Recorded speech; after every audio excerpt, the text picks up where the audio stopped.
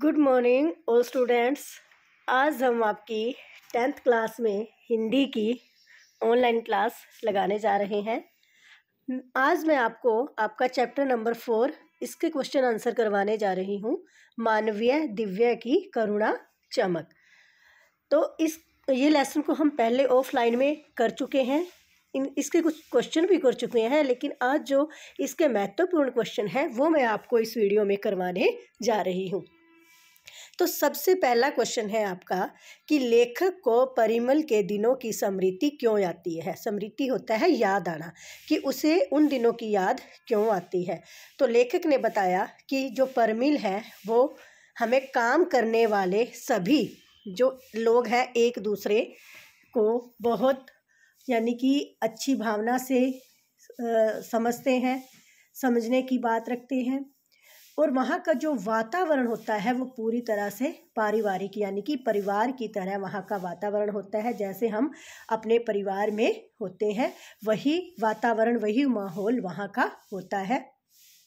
तो यहाँ जो फादर फुल्के हैं, चैप्टर में आपने पढ़ा ही होगा, फादर फुल्के के जीवन को लेके ये चैप्टर था आपका। तो यहाँ जो फादर फुल्के हैं वो सदा आते जाते रहते थे। वे उस परिवार के बड़े सदस्य के तथा सभी जो भी गतिविधियां थी उनमें भाग लेते थे। यानी कि एक परिवार का जैसे बड़ा व्यक्ति हर गतिविधि में हर कार्य में अपनी रुचि दिखाता है या अपना भाग लेता है, तो उसी तरह जो डॉक्टर फादर फुल्के थे वो भी यहाँ पर काम करते थे। तो यहाँ की जो साहित्यिक विधाएं हैं उन पर भी खूब चर्चा होती थी।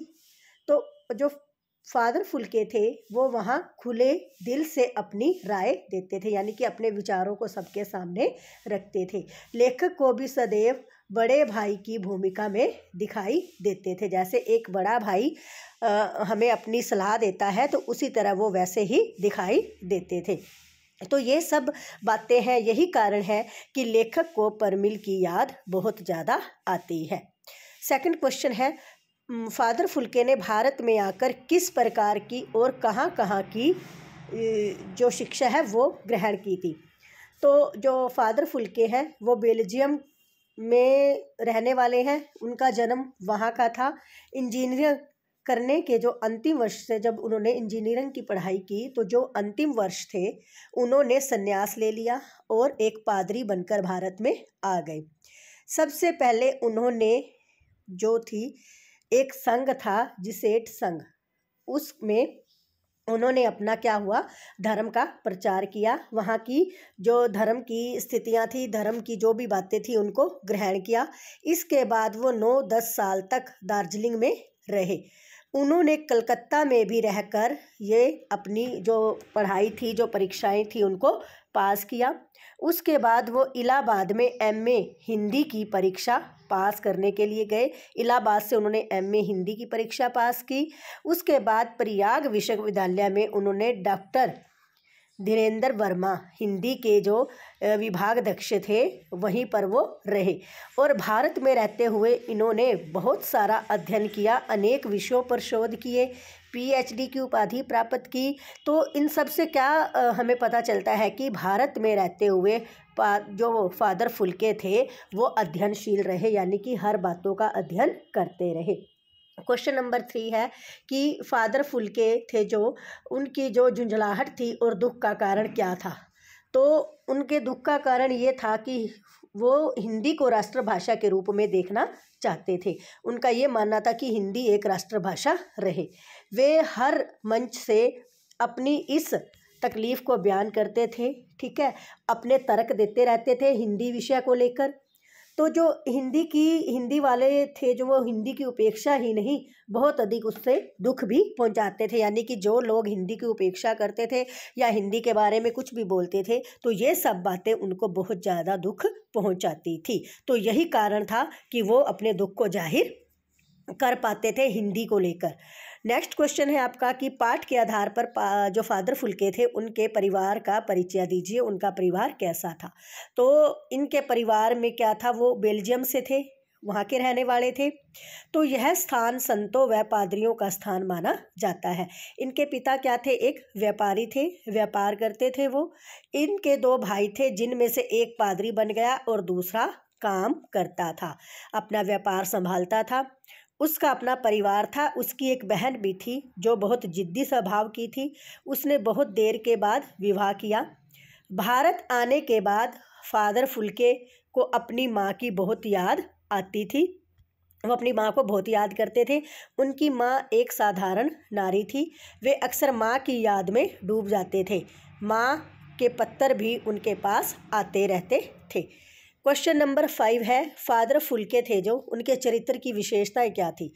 तो मानवीय करुणा की दिव्य चमक जो आपका ये चैप्टर है, इससे पढ़ने से क्या पता चलता है कि जो फुल्के साहब थे उनके जो अंतिम वर्ष थे वो अंतिम वर्षों तक भी पढ़ते थे और उनके मन में संन्यास लेने की इच्छा एकदम उत्पन्न हुई, यानी कि पढ़ाई करते करते उन्होंने संन्यास ले लिया। वे सन्यासी बनकर भारत आ गए और भारत की संस्कृति में रच कर रह गए, यानी कि भारत आने के बाद उन्हें भारत की जो संस्कृति है उससे बहुत लगाव हो गया।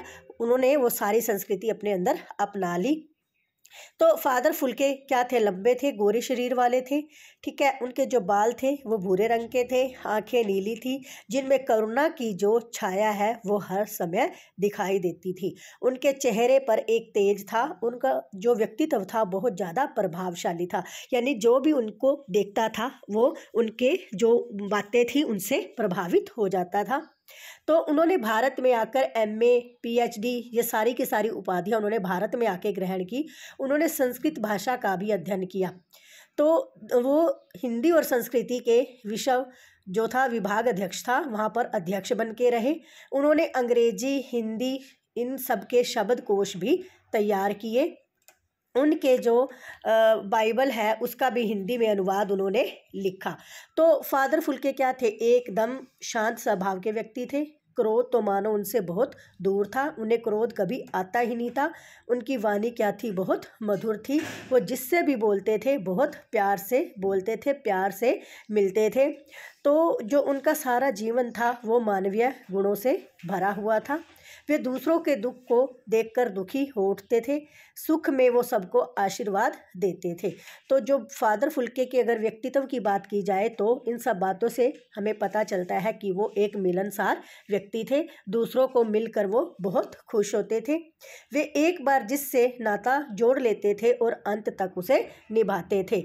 उनकी इन सब बातों से उनके व्यक्तित्व का हमें बहुत अध्ययन अभ्यास होता है कि बाहर से आकर भारत जैसे देश में भी उन्होंने भारत की संस्कृति को अपनाया और यहीं के बनकर रह गए।